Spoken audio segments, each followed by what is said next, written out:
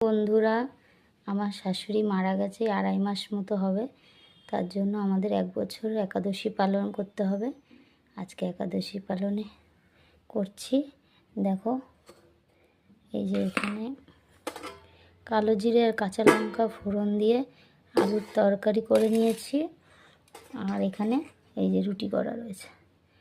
2জন মানুষ, বর গেছে কাজে, আর ছেলে তো স্কুলে, ওকে ধরা না ধরার সমান, তো মন খুশি। আর আমি সারাদিন আজকে অনেক কাজ করেছি, করে না শরীরটা আর ভালো লাগছে না, তাই এই করলাম।